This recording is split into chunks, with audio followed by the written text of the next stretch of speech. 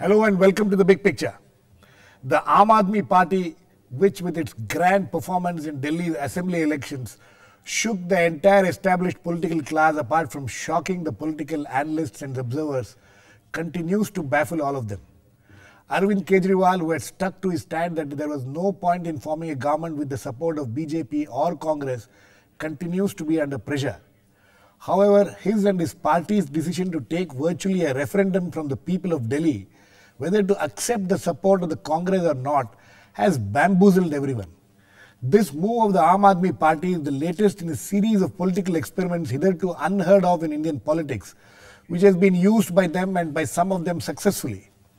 For a country used to the traditional political parties' ways of backroom maneuvering and manipulation and opaqueness in decision making, these new experiments of the Aadmi party is being seen with bewilderment, suspicion and even cynicism. Will these experiments of the Aadmi party succeed and be seen as a norm in future for all parties? Or are there some harebrained ideas which will meet its end soon? We will discuss all this today with Professor Anand Kumar, member of the National Executive of Aadmi Party, will be joining us soon. George Mathews, Chairman, Institute of Social Sciences. Pawan K. Verma, author. A. Suryaprakash, author of What Ails Indian Parliament, among others, and a columnist. And Ajit Sahi, senior journalist. Welcome to all of you. Mr. Verma, I would like to come to you first. You think that, the experiments which the Aadmi party is doing, they're quite unconventional, they've not been heard of in Indian politics in the past. The ways of decision making of the conservative parties, the traditional parties are completely different. So you think this is what is, bewildering people, or you think that these new ideas are being slowly accepted by the people? You see, the attraction of the Aadmi party lies precisely in the fact of the new vision that it is delineating. The attraction does not lie in the guarantee that that vision can be implemented. That is something we have to see. Yes. The attraction lies in the fact that there is a party which has an alternative vision to the running of politics. Yes. And the substance and content of political activity. To my mind, the attraction of the Aadmi party is because of two reasons. Yes. Firstly, it symbolizes in itself, it spearheads the resentment in the Aam Aadmi against the entrenched cynicism of the political establishment. Right. And secondly, I think the Aam Aadmi party reflects the yearning of the common man for a greater sense of idealism and ethicality, rectitude in public life. Right. Now, these are the two main attractions. Whether it's political machinery, which is a far more hands-on participatory mechanism, far removed from the notion of the remote central high command, which is a constant engagement with those who are with you and supporting you and your party structure at the grassroots level. Right. Whether that will work or not is something for the people to see. Okay. Suryaprakash, are you there? Suryaprakash? Yes. Okay. Yes. Okay, my question to you is, you have been an observer of Indian politics for a very long time, for nearly 4 decades or more. I mean, when Aam Aadmi came into existence, Aam Aadmi party came into existence, and the kind of cynicism which prevailed in Delhi especially, and in other places also about its effectiveness or otherwise, you think that after the results of the Delhi assembly election, everybody seems to have come to terms with it to some extent. Yeah. But you think that these new political experiments which they have been evolving and practicing in the last 6 months or so, you think that these are things which have come to stay, which will come to stay in Indian politics?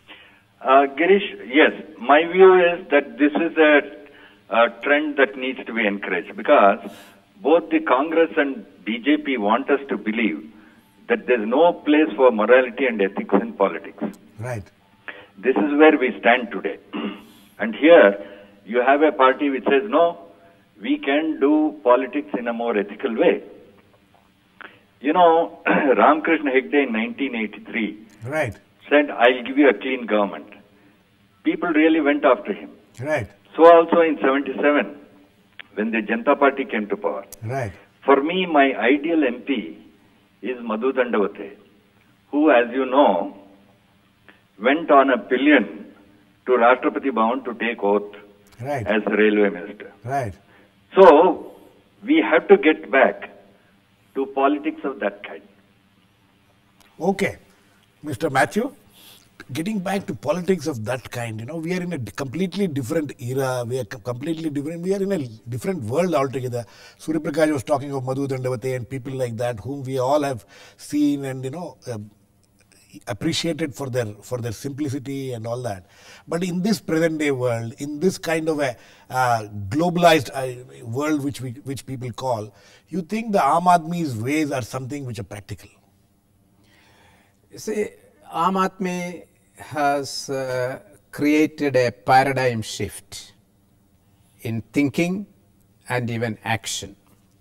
And we had norms, we had values in the past. Yes. We built that over the years during the independence struggle. Then we had a wonderful constitution. All that was set there. Yes. But the political parties have violated all that thing. So the people of India is now looking for an alternative or a political system, political party, which will really respect those values, those norms which were set during the independence struggle or in the Constitution of India and by idealists and big leaders of India. No, you are familiar with this. Suryaprakash was talking about Ramakrishna Hegde. When he came to power, he spoke about value-based politics. In a very short time, it became a joke. People started mocking at it. He himself was not able to live up to that, high ideals which he propagated. That was a mirage which people love to chase. Right, exactly, that was a mirage. They want that chimera. They want to chase it. That's what democracy is all about. We want better, cleaner government. So 30 years after Ramakrishna Hegde, now they see, and when people thought that value-based politics is something which has to come, now you think that again people are now seeing that chimera, what Suryaprakash says, actually becoming some kind of a reality. See, we are thinking of a human society, right? Especially a society as diverse as ours, and we cannot think that it will go in one form at a steady phase, growing in one way. So these are phases, and these are the social realities, and we get visionaries, leaders who can challenge the system from time to time. Ramakrishna Hegde at that time did a remarkable work. Andhra Pradesh joined with him, and before that West Bengal was there, Jyoti Babu was there. You're talking of Panchayat Raj. And Panchayati Raj, it came in such a big way, and from 83 it took so many years till 1993 to pass the Constitution Amendment. So yes, these are beginning, and the Indian people are really convinced that they can change it, and their participation is enormous. Okay. Ajit, before coming to you, I'll go back to Pawan Verma. Pawan, the issue here is that yes, are we seeing something very new happening in Indian politics, or is it just a chimera which people would like to see for some time? And periodically, people are looking for such chimeras to satisfy their idealism. No, there is no doubt that what the Aam Aadmi Party, both in its practice and in its promise, what it signifies is something new. Yes. And let me say why that what is new should not be debunked because of the possibility of it not succeeding in full measure, or because it might even fail. You see, polities are not written in stone. polities evolve. And at this point in India, at the juncture that we are in, I believe the general sense of disgust at the manner in which the political establishment has been functioning has reached a tipping point. Right. And any party that understands that mood and then responds to it, both in terms of its practice and its promise, is on a winning curve. Absolutely. I encourage this kind of a thrust towards cleaner politics, the elimination of corruption, greater idealism, a greater sense of rectitude. We need to encourage it. Okay. The question is, yes, whether it would succeed or not, that is something to be seen. Okay. But the experiment itself, the emphasis itself is important. Okay. We are now joined in by Professor Anand Kumar, member of the National Executive of the Aam Aadmi Party. Welcome, Professor Anand Kumar. Thank you.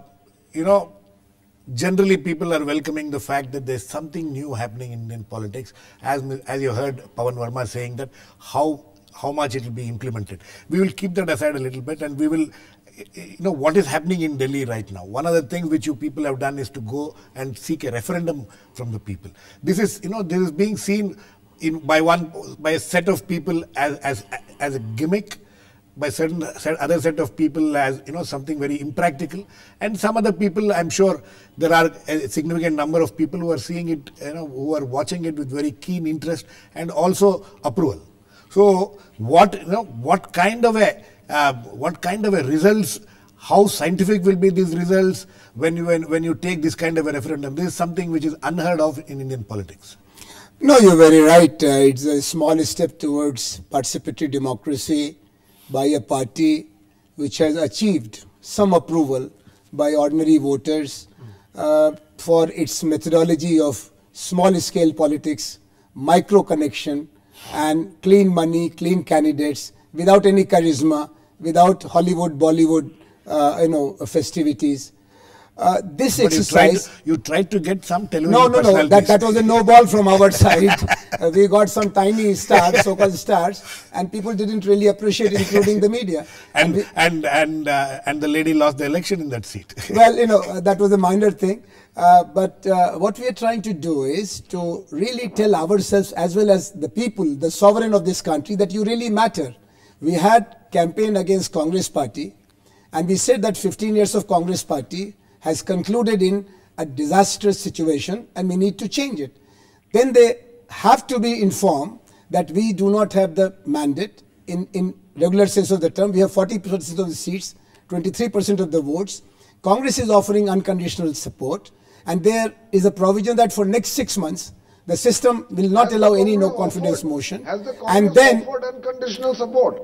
Yes, so we have to explain to the people. He is asking, has the Congress offered unconditional support? That's what Pawanji, they have said. I mean, maybe that they mean something different, but plain English says unconditional is unconditional. Okay. And we have got a letter also from Sonia Gandhi ji, suggesting that out of 18 points, 2 constitutional measures will have their support as and when the situation requires.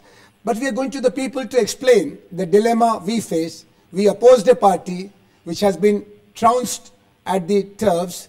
They are offering unconditional support, and do you want us to go for taking their support or not? This is a very sincere attempt. Most sincere because there are a lot of suspicions and doubts. There is enough. This is one of the you are using this method to just escape or avoid, because one of the important things is that yesterday in a television interview, your leader Arvind Kejriwal has said that personally I don't want to form the government. So is he not influencing the people in a way? No, that is an open secret that he was totally disgusted with the disconnect promoted by the present political class across the board, from BJP to Congress. It's not only Congress. Congress was a little bit better connected than BJP in so many ways, because dengue deaths are a tribute of BJP government to the people of Delhi through their NDMC system. Anyway, to go back to our methodology, we are trying to learn how to connect with the people on vital issues where there is an ideological paradox. There is programmatic disconnect between us and the Congress. Our methodology is different. Our approach is different. We are talking about Mohalla Sabha. And if they are saying unconditional support and BJP promises constructive opposition, maybe that a new chapter is about to be written of political honesty. Okay. Ajit, is a new chapter being written? Yes and no. And what do you think of this referendum, the experimenting with referendum? The answer to your first question is yes and no. A new chapter is being written. As a new chapter was written with the sudden emergence of the Tea Party in the United States of America 3 years ago. But the Tea Party is now realizing if they don't bend, they break. What happens in politics is an aggregator. And that is why you see politicians the world over changing tunes. After all, Kapil Sibal, who piloted the bill in the Lok Sabha and the Raj Sabha, is the same guy who was the voice of the opposition to the Lokpal 2 years ago. What the Aam Aadmi Party will have to learn once they get to governing, and I hope they get to governing at some point in time, is that you need to be a lot more, what we say in Hindi, lachila, which is malleable and ductile in order to succeed in politics. The Tea Party is going nowhere with its rigid stances. Coming to the Aam Aadmi Party, yes, there is a lot of expectations from the Aam Aadmi Party. And of course, they have made a lot of promises. But we must understand that society itself is corrupt. People, look at the issue of all the unauthorized societies. Look at how every single house in upscale societies like Defense Colony to Greater Kailash, everywhere, people have extended their houses. They have... Yes. So there is corruption everywhere. Yes. What will the Aam Aadmi Party government do? Suppose if they want to clean up, because they will have to clean up all this mess. We will come to those questions, but right now we are discussing their experiments which are completely new and things like that. If they come to government, we'll ask all these questions. Certainly, Sure the experiment is new. But no, in fact, BJP and Congress, I agree with what Mr. Verma and Suryaprakash said. The BJP and Congress are both very, very scared of the emergence of the Aam Aadmi Party, because as of now, it can be a runaway hit. I mean, it's merely a speculation. But nobody has thought about this. Suppose the Aam Aadmi Party had also contested in Madhya Pradesh and Rajasthan, what would have been the results in the two elections? We don't know, but I'm sure they had no base in Madhya Pradesh and Rajasthan to contest. Suryaprakash, yes. Ajit makes a very interesting thing. He talks about the Tea Party in America, yes. and the malleable nature of nature in which politics and they're need to be showing it played. themselves. 1 week ago they said we will not work with the Congress. Exactly. So you think that there needs to be certain amount of elasticity in the way the Aam Aadmi Party functions, and if they are elastic, still people will accept. After having taken such rigid positions in the past and even continues to take rigid positions, you think that any amount of malleability is still acceptable? No, that will be totally unacceptable. For any political party, there is a certain framework in which it has come into existence. Right. It cannot move out of those parameters. Right. So that has to be borne in mind. When you talk of elasticity to what extent? The other point is that there is a massive anti-Congress wave in the elections just gone by. Right. As a result, we have seen what happened in Madhya Pradesh, Rajasthan and so on. Right. But in Delhi, the Bharatiya Janata Party, which is the main opposition party, could not encash on that anti-Congress wave. It lost some 2 percentage points Right. in its vote share in Delhi. The reason is, as the main opposition party, it ought to have occupied the moral high ground. It has given that space. That moral high ground, it has ceded. The moral high ground it has that to the Aam Aadmi Party. Absolutely. Suryaprakash, the issue now is... So therefore the Aam Aadmi Party, yes, which has now come to fill that space, it cannot fool around like the Bharatiya Janata Party or Congress Party and say there is no morality in politics. In the politics of Aam Aadmi Party, there has to be morality. Absolutely. That is the antithesis to this thesis called BJP Congress. Okay. No, but one more question very quickly. Yes. You think that the two major parties, the BJP Can I and come the in on Congress, that? as well as, I'll come to you, Pawan, 1 minute. Yeah. The two main parties, their attempt to undermine the Aam Aadmi Party. Yeah. You think is it helping them in any way? Yesterday, Dr. Harshvardhan has called Aam Aadmi Party an anti-national party. Gadkari has called it a right-wing Maoism. This kind of attack which is being made against Aam Aadmi Party, is it going to help these parties in any way?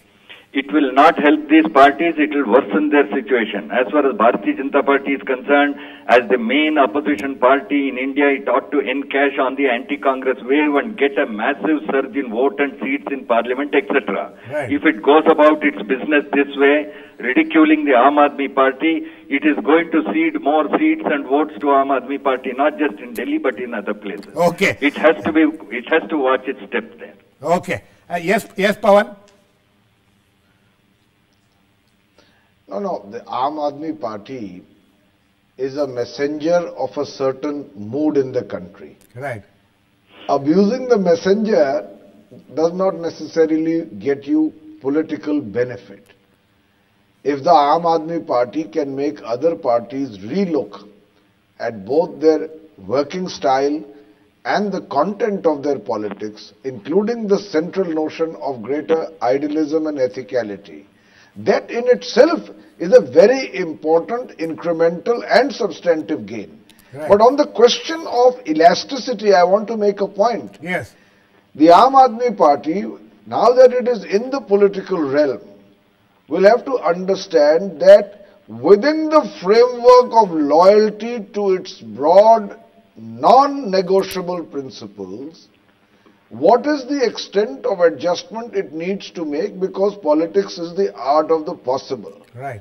My only worry is that sometimes the very well-deserved idealism also acquires a profile of complete inelasticity, Exactly. of inflexibility. Right. I believe that will not be the case, because the very fact that in spite of Mr. Kejriwal's earlier statements that he would have nothing to do with both the parties, the fact that the party is now holding a referendum Right. on how to proceed is itself an indication that parties learn over a period of time and during the course of power how to adjust. Okay. Professor Anand Kumar, I'll come to you. Professor Anand Kumar, so this process of learning is happening for you also. There is, one of the accusations against you is that you are a confused party with confused leaders. This referendum which you are taking is part of that confusion? No, we take all these compliments with great joy, because at least they are noticing us, even if they are ridiculing us. Somebody called us idealistic nonsense, and we said you are immediately connecting us with the legacy of Socrates and Gandhi and Ambedkar and Lohia. They were all idealistic nonsense. We are trying to connect politics with the people. We are asking people, we are putting hours and hours to go to them, to street corners, to villages, and that's where politics should be. It was there in the great times of hegemonic Congress in 50s and 60s. There were district committees which were made of steel frame. Today, everything is collapsing under the pressure of crony capitalism, black economy, criminals in politics. So we are going to learn from the present grammar, which is really beyond our recognition. We thought it is representative democracy. It is not. It is high command democracy. It's dynastic democracy. We want to make it participatory democracy. There is also, but these are all high ideals. We have to learn step by step. And in Delhi, we took a baby step. And today, we are at a crossroad to go for governance with a minority government mandate or not to go for it. And we have to know only from the people who voted us to the position where we are. The question, Professor Anand Kumar, is how credible will this process of referendum? I can tell you that we have 3 methods to connect with ordinary as well as extraordinary. Extraordinary people, SMS people are asked to send SMS. Ordinary people, we have sent 25 lakh letters through our 70 constituency candidates. I am carrying some. We have put observers for 4 meetings per constituency, because each constituency has got 4 wards. So we'll have 280 meetings in next 3 days. By Sunday, 3 o'clock, there is a deadline. I am also put observer for one particular constituency. We have put some streamlining, and there is a method that no canvassing, no speech making, only a letter to be read before the audience, and then immediate show of hand, and the observer reports back to the headquarters. Yeah. Yes. George, I have something to say about what I expect from the Aam Aadmi Party. Sorry? I want to say something about what I expect from the Aam Aadmi Party. Very quickly, Prakash, we are running Yeah, out of time. the most important thing is, one thing if you can do, stop these lal battis. 100 MPs have petitioned the speaker saying they want this red beacon on their car.